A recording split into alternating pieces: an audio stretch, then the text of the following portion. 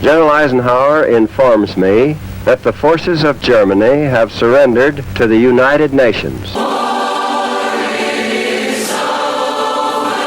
General Jodl, the representative of the German High Command, signed the Act of Unconditional Surrender.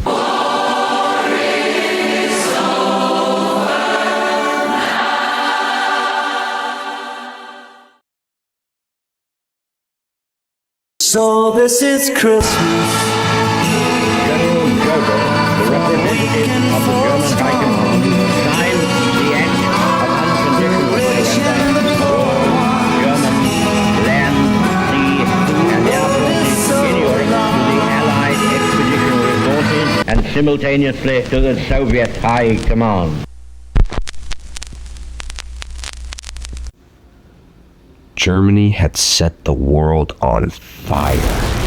More than 70 million dead and 2 atomic bombs, all blamed on Germany. They would become the template for villainy for decades to come. What was their response? How could they respond? The answer? Movies. Rebel films were a direct reflection of the aftermath of the war, featuring ruined landscapes, broken souls, scarred faces, and nihilistic worldviews. The first film to create and define the genre was in 1946, The Murderers Among Us.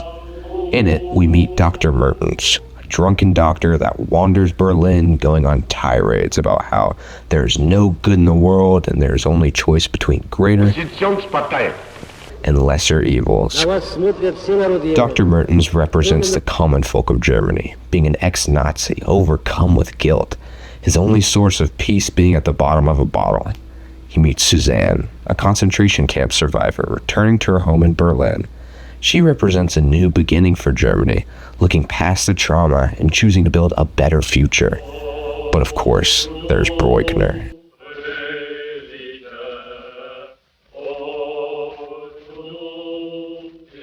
Mertens' old military captain, who successfully assimilates back into German society after ordering men to their deaths during the time of war. Effectively the embodiment of the Nazi Party, which had forced people like Suzanne and Mertens into the roles of aggressor or victim. Upon finding out about the success of his old captain, Dr. Mertens takes it upon himself to lure Breukner out into the hellscape that they had turned Berlin into.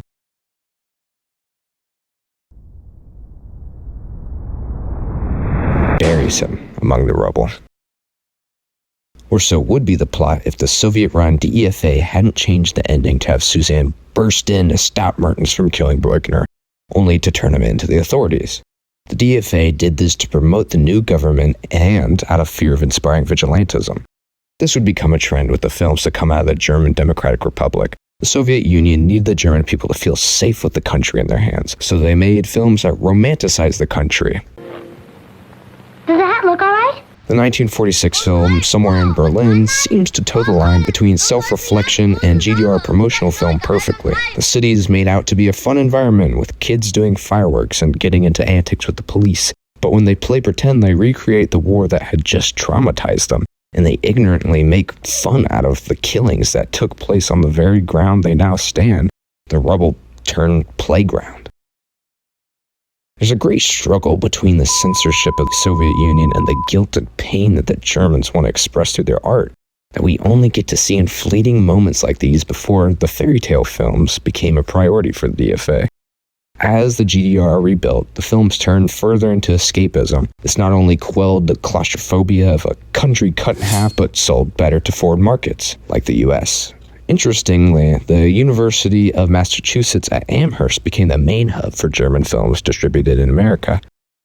To conclude this, Germany wasn't proud of what they did to the world, and though they couldn't bring back the dead, although they might want to, they could apologize, and that's what a majority of these films are. They act as a therapy session for the country, both taking accountability for their actions and choosing to grow from their mistakes. So I ask you, did the restrictions of the new government in East Germany really help keep the peace in a hurting nation? Or did they only slow the healing process by muddying the cries of a weeping state?